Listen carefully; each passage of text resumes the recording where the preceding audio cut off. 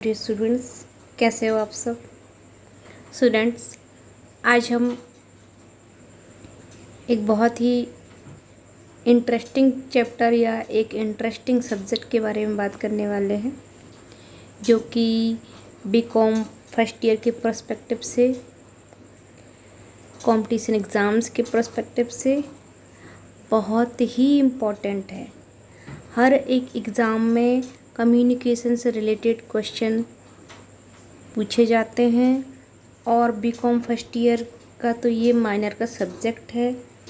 So friends, आज हम संचार यानी कम्युनिकेशन के बारे में बात करेंगे और स्पेशली बिजनेस कम्युनिकेशन के बारे में आज हम जानने वाले हैं।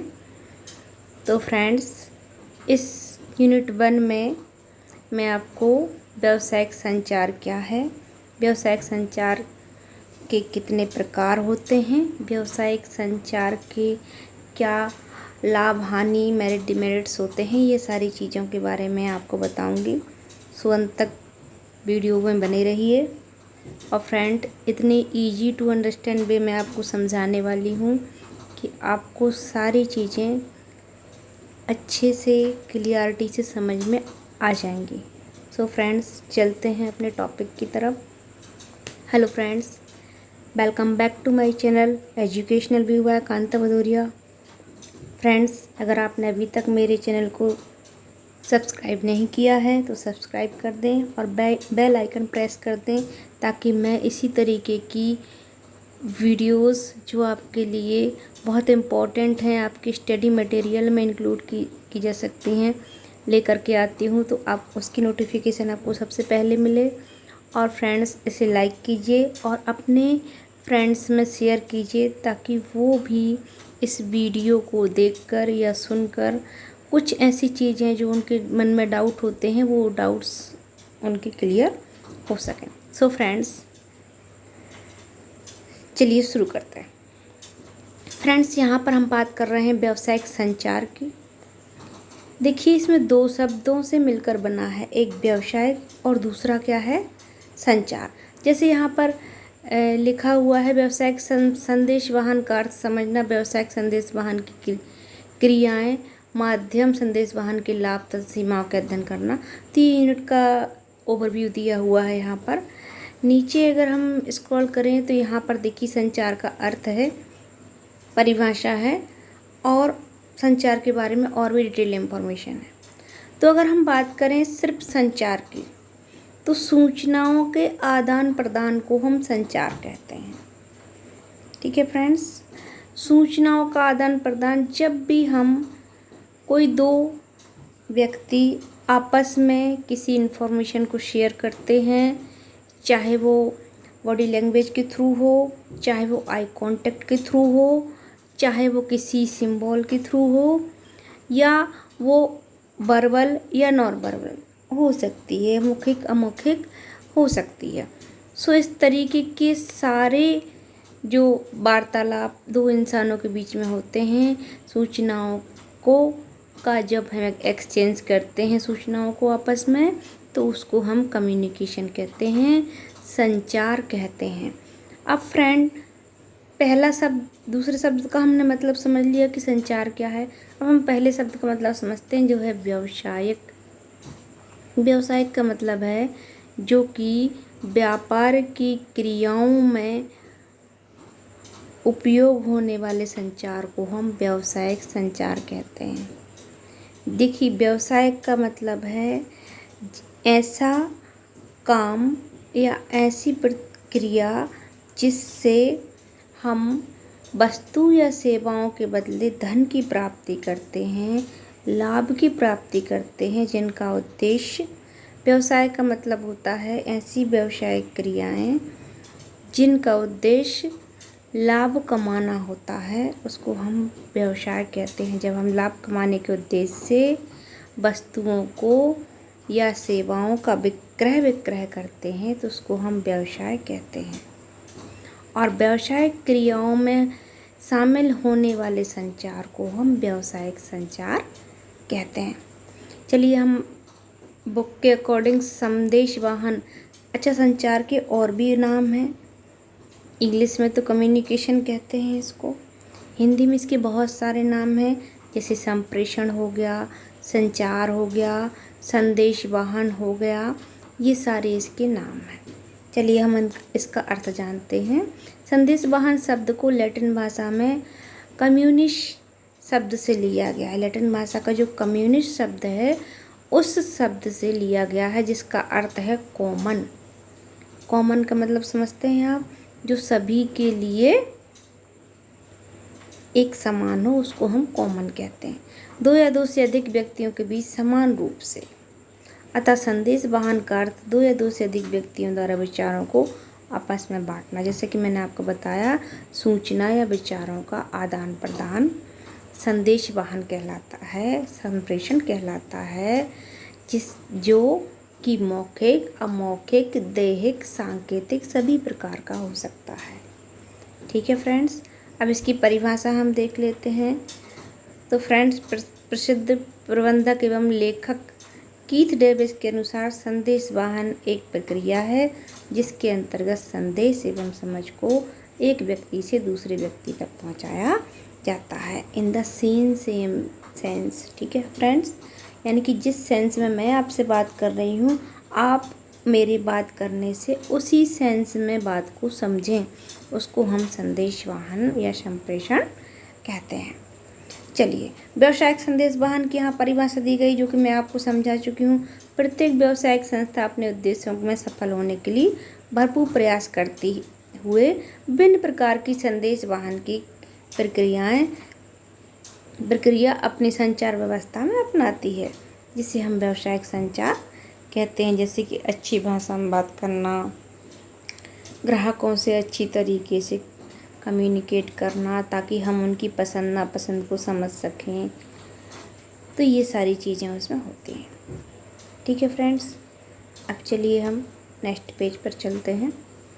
अब देखिए, व्यावसायिक संदेश वाहन की क्रियाएं क्या क्या होती हैं।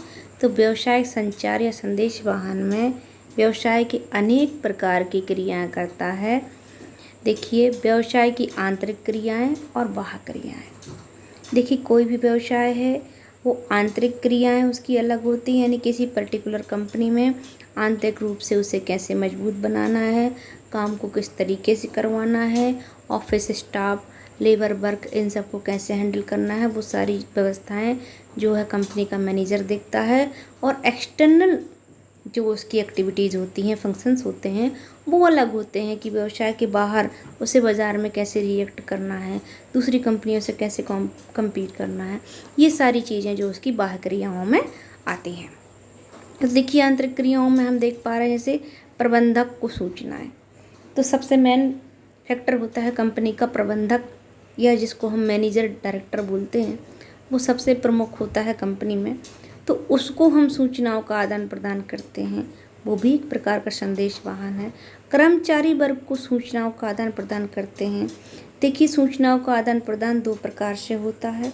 एक होता है down to top to down, और एक होता है डाउन टू टॉप। ठीक है, टॉप टू डाउन में एक प्रबंधक है, वो अपने जो कि अपने से नीचे स्तर के कर्मचारी अधिकारियों को आदेश देता है। वो अधिकारी लेबर वर्ग को या जो आपकी मजदूर वर्ग को आदेश देते हैं। तो इस तरीके से टॉप टू डाउन चलता है। और डाउन टू टॉप कम्युनिकेशन कौन सा होता है, कोई पर्टिकुलर इंफॉर्मेशन है, कोई सूचना है जो कि लेबर वर्ग से अधिकारी वर्ग, फिर उच्च अधिकारी वर्ग, और उसके बाद आता है आपका प्रबंधक। तो वो सूचनाएं ऐसे प्रोसेस होती हैं। तो हम कहें कि अगर कम्युनिकेशन किसी कंपनी में होता है तो दो प्रकार का होता है, डाउन टू टॉप और टॉप टू डाउन, ऊपर से नीचे की ओर और नीचे से ऊपर की ओर। सो फ्रेंड्स, ये हो गया। फिर अन्य क्रियाओं में अगर हम देख लें इसके अतिरिक्त व्यवसाय के बारे में अन्य महत्वपूर्ण जानकारियाँ, जैसे कि व्यवसाय में लाभ, कर्मचारियों के लिए प्रेरणा, व्यवसायिक सुरक्षा आदि, ये सभी क्रियाएं संदेश वाहन के द्वारा ही होती हैं।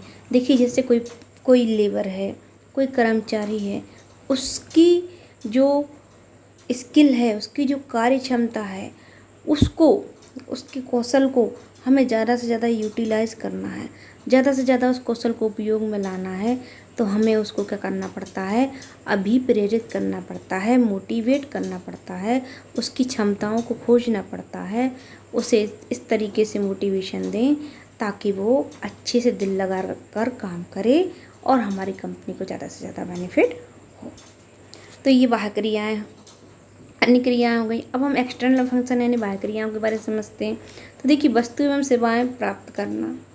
अगर हमारा व्यवसाय वस्तु एवं सेवाओं का है तो वस्तुओं को पहले प्राप्त करना और फिर उन्हें सेल करना। देखिए, कंपनी दो प्रकार की होती हैं, एक ट्रेडिंग कंपनी होती है, एक मैन्युफैक्चरिंग कंपनी होती है। ट्रेडिंग कंपनी क्या करती है, किसी दूसरे कंपनी से मैन्युफैक्चर किया हुआ जो माल है वो खरीदती है और आगे उसको प्रोसीड करती है, यानी कि उसकी रीसेलिंग करती है, ठीक है, पुनर्विक्रय करती है।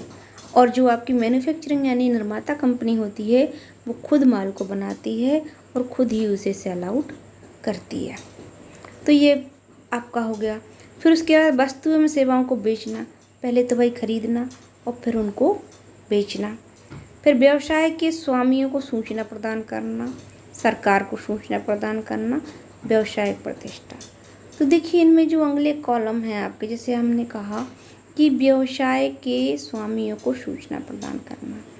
देखिए, हमारे व्यवसाय के स्वामी कौन हैं, जो कि हमारे इन्वेस्टर्स हैं, हमारे शेयर होल्डर्स हैं, प्रेफरेंस शेयर होल्डर और आपके इक्विटी शेयर होल्डर, समता अंशधारी और पूर्वाधिकारी अंशधारी। दो तरीके के हमारे कंपनी के मालिक होते हैं। अगर हम समता अंशधारी की यहाँ पर बात करें तो वो कंपनी के मालिक होते हैं और पूर्वाधिकारी जो अंशधारी हैं वो मालिक होते हैं, लेकिन एक उनका पूर्वाधिकार होता है कि इस परसेंटेज पर उनको लाभ में हिस्सा मिलेगा। वो नॉर्मल कंपनी की नॉर्मल क्रियाओं में भाग नहीं लेते, वो मेहमान की तरह कंपनी में होते हैं। तो ये जो हमारे मालिक होते हैं उनको सूचना प्रदान करना। जब अपनी बोर्ड ऑफ डायरेक्टर्स की मीटिंग रखते हैं, संचालक सभा जब रखते हैं हम, तो वहाँ पर हम बताते हैं कि हमारी कंपनी ने अभी तक कैसे ग्रोथ की है, क्या क्या किया है, किस तरीके से हमारी कंपनी आगे बढ़ी है, ताकि हमारे कंपनी में पैसा लगाने वाले जो लोग हैं वो इंटरेस्टेड हों कंपनी में पैसा लगाने के लिए कि हाँ, कंपनी ग्रो कर रही है, कंपनी लाभ कमा रही है, तो वो हमारी कंपनी में पैसा लगाना चाहेंगे। तो ये भी एक कम्युनिकेशन का पार्ट हो जाता है। सरकार को सूचना देना भी एक प्रकार का कम्युनिकेशन है कि हम अपनी कंपनी की स्थिति सरकार को बताते हैं, ऑडिट कराने के जरिए, इनकम टैक्स पे करने के जरिए। फिर व्यवसायिक प्रतिष्ठा, हमारे व्यवसाय में क्या साख है, क्या प्रतिष्ठा है, क्या गुडविल है, वो भी कम्युनिकेशन से ही बनती है। अगर हम अपने जो हमारे थोक व्यापारी हैं, जो हमारे फुटकर व्यापारी हैं और जो हमारे कस्टमर्स हैं, उनके प्रति अच्छा व्यवहार, अच्छा कम्युनिकेशन नहीं रखते तो हमारी प्रतिष्ठा जो है कम होती चली जाती है। तो ये सारी हो गई आपकी क्या, संदेश वाहन की क्रियाएं। अब अगर हम बात करें तो यहाँ संदेश वाहन के माध्यम, बेसिक फॉर्म्स ऑफ कम्युनिकेशन या कम्युनिकेटिंग। तो देखिए कौन कौन से संदेश वाहन के आपके प्रकार हैं वो देख लीजिए। संदेश वाहन के जो माध्यम हैं, तो पहला माध्यम है मौखिक ओरल, दूसरा माध्यम है लिखित और तीसरा माध्यम है सांकेतिक। तो अगर हम कहें वर्बल, नॉन वर्बल, ये हमारे जो हैं वो क्या हैं, हमारे संदेश वाहन के प्रकार या माध्यम या मोड्स कह सकते हैं इसको हम। तो मौखिक संदेश वाहन में देखिए, जब हम संदेश वाहन प्रक्रिया के दोनों पक्ष, प्रेषक और प्राप्तकर्ता, विचारों का आदान प्रदान आमने सामने करते हैं तो इसे मौखिक संदेश वाहन कहते हैं। आमने सामने का अर्थ यह नहीं है कि शारीरिक रूप से एक ही स्थान पर हों, दूरभाष पर, वायरलेस पर, वीडियो कॉल पर और वीडियो चैट, ऑडियो चैट, आजकल तो बहुत इसके ऑप्शन उपलब्ध हैं, मल्टीमीडिया ऑप्शन है हमारे पास, तो जिनमें हम एक दूसरे को डायरेक्टली सुन पाते हैं और बोल पाते हैं, वहाँ हम मौखिक संदेश वाहन या ओरल कम्युनिकेशन कहते हैं। तो देखिए, ओरल कम्युनिकेशन के क्या मेरिट्स हैं, एडवांटेज हैं, लाभ हैं। तो वो देखिए, विचार विनिमय में शीघ्रता, यानी कि हम जब अपनी थॉट्स, अपने विचार, अपने आइडियाज़ सामने वाले को समझाना चाहते हैं तो वो जल्दी से जल्दी हम समझा पाते हैं, क्योंकि हम यहाँ पर फेस टू फेस कम्युनिकेशन हो रहा होता है, या फेस टू फेस नहीं हो रहा होता है तो वॉइस टू वॉइस कम्युनिकेशन हो रहा होता है। शीघ्र प्रतिपुष्टि, देखिए कोई भी कम्युनिकेशन बिना फीडबैक के अधूरा है। बिना फीडबैक के हम कम्युनिकेशन को पूरा नहीं मानते हैं। तो शीघ्र प्रतिपुष्टि यानी कि जैसे कि मान लीजिए हमने किसी बंदे को कहा कि मुझे आपसे ये बात करनी है, आपके लिए मेरे पास एक ऑफ़र है, क्या आपको ये ऑफ़र एक्सेप्ट है, करना चाहते हैं, तो वो सीरियसली लेगा उस चीज़ को और हमारे कही हुई बात का यस और नो में आंसर देगा। तो उसी को हम बोलते हैं प्रतिपुष्टि। फिर लोचनशीलता, यानी कि इसमें क्या है, हम फ्लेक्सिबिलिटी होती है, संदेश वाहन में लोचनशीलता पाई जाती है, अर्थात विचारों को स्थिति और रुचि के अनुसार परिवर्तित किया जा सकता है। जैसे कोई व्यक्ति अगर गुस्से में बात कर रहा था तो वो हमारा जब ऑरा देखेगा, हमारी पोजीशन देखेगा या हमसे प्रभावित होगा, तो वो व्यक्ति क्या करेगा, तुरंत अपने बिहेवियर को चेंज करेगा और हमसे पोलाइटली अच्छे व्यवहारिकता से बात करेगा। अब संदेह को दूर करना, जब हम मौखिक संचार करते हैं तो वहाँ पर संदेह नहीं रहता, किसी प्रकार का डाउट नहीं रहता। हमने सुना है, जो व्यक्ति ने कहा है वो हमने उसी सेंस में सुना है जिस सेंस में उसने कहा है हमसे। प्रभावपूर्ण साधन, ये एक प्रभावपूर्ण साधन है, यानी कि तुरंत हम किसी को अपनी बातों से प्रभावित कर सकते हैं। फिर व्यक्तिगत छाप है, एक दूसरे की व्यक्तिगत छाप, जो ऑरा है एक दूसरे की जो पर्सनालिटी है वो हम आपस में प्रभावित करती है कि भाई अगर हम अच्छे से किसी से बात करते हैं, अच्छे तरीके से उसे कोई चीज़ समझाते हैं तो वो हमारी बात अच्छे से समझ पाता है। मितव्ययी साधन है, इसमें ज़्यादा खर्चा नहीं लगता है, कोई ज़्यादा कॉस्टली प्रोसेस नहीं होती है। प्रेरणा संभव है, यहाँ पर हम क्या कर सकते हैं, हम ओरली किसी अधीनस्थ को, किसी कर्मचारी को, अपने से छोटे पद के व्यक्ति को अच्छे से अभिप्रेरित कर सकते हैं, मोटिवेट कर सकते हैं, अच्छी बातें कर सकते हैं उससे, ताकि वो मोटिवेट हो। कार्य क्षमता में बढ़ोतरी, जब हम किसी व्यक्ति को अच्छे से मोटिवेट कर पाते हैं, उसे अच्छे से किसी चीज़ की प्रोसेस सिखा पाते हैं, तो उसकी कार्य क्षमता को हम अच्छे से यूटिलाइज कर पाते हैं। फिर आपसी निकटता का अवसर, आपस में बातचीत करने से हमारे जो व्यवहार हैं, हमारे जो आपसी संबंध हैं वो अच्छे हो जाते हैं।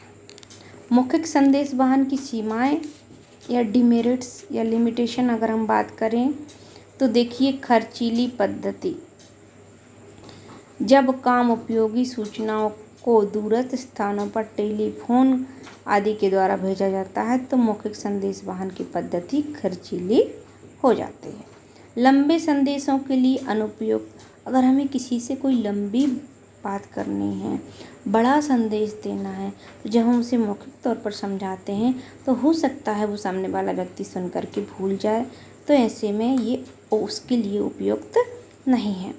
नीति संबंधी तथ्यों के लिए उपयुक्त नहीं, कोई नीति या नियम बनाते हैं उसके लिए ये बिल्कुल भी सूटेबल नहीं है, क्योंकि अगर हमने कोई नियम बना दिया, सामने वाले को मौखिक तौर पर बोल दिया, कोई लिखित प्रमाण नहीं है, तो हो सकता है वो हमारे इस नियम को नकार दे। स्पष्टता का अभाव, यहाँ पर स्पष्टता का अभाव रहता है। देखिए कैसे कि जल्दी में कोई बात गलत भी कही जा सकती है, कभी कभी हम जो कह रहे हैं वो सामने वाला उसी सेंस में हमारी बात को नहीं समझ पाता है, ये भी उसके एरर्स हो सकते हैं। समय का दुरुपयोग, मौखिक संदेश वाहन में समय का दुरुपयोग भी हो सकता है, जैसे कि हम कोई काम की बात करते करते अनावश्यक वार्तालाप भी बढ़ सकता है, हम उससे पर्सनल चीज़ों पर बात भी कर सकते हैं, जिससे हमारे टाइम वेस्ट होता है। दोनों पक्षों की उपस्थिति आवश्यक, इसमें दोनों पक्षों को प्रेजेंट रहना आवश्यक है। चाहे वो रेडियो के द्वारा हो, चाहे टेलीफोन के द्वारा हो, चाहे अन्य किसी कम्युनिकेशन मॉडल के द्वारा, चैनल के द्वारा वो जुड़े हुए हों। तो ये सारी प्रक्रियाएं हैं। अब मौखिक संदेश वाहन की उपयोगिता समझ लेते हैं। जब सूचनाओं को लिखित रूप से देना संभव ना हो तो हम मौखिक रूप से पहुंचा सकते हैं। जब कोई संदेश एक बड़े जनसमूह को देना हो, जब हम किसी मास कम्युनिकेशन में बड़े समूह से बात करना मतलब मास कम्युनिकेशन, जब हम किसी जनसमूह को संबोधित करते हैं तो वहाँ पर मौखिक संदेश वाहन सबसे उपयुक्त होता है। जब संदेश का प्राप्तकर्ता शिक्षित ना हो, जब संदेश को प्राप्त करने वाला पढ़ा लिखा ना हो तो उसे हमें मौखिक रूप से ही समझाना पड़ता है। सो फ्रेंड्स, यहाँ पर हमने आपको मौखिक संदेश वाहन पूरी तरीके से समझा दिया है। संचार क्या है, व्यावसायिक संचार क्या है, उसकी डीमेरिट्स, मेरिट्स, एडवांटेज, डिएडवांटेज सारी चीज़ें क्लियर कर दी हैं। आई होप आपको अच्छे से समझ में आया होगा। फ्रेंड्स, वीडियो को ज़्यादा लंबा ना करते हुए नेक्स्ट सेशन में हम आगे की संदेश वाहन के प्रकार, मॉडल्स, चैनल्स के बारे में समझेंगे। सो फ्रेंड्स, आज की वीडियो में इतना ही। आपको ये वीडियो कैसा लगा, मेरे समझाने का तरीका आपको कैसा लगा, कमेंट करके ज़रूर बताइएगा। Thanks for watching me. Thank you.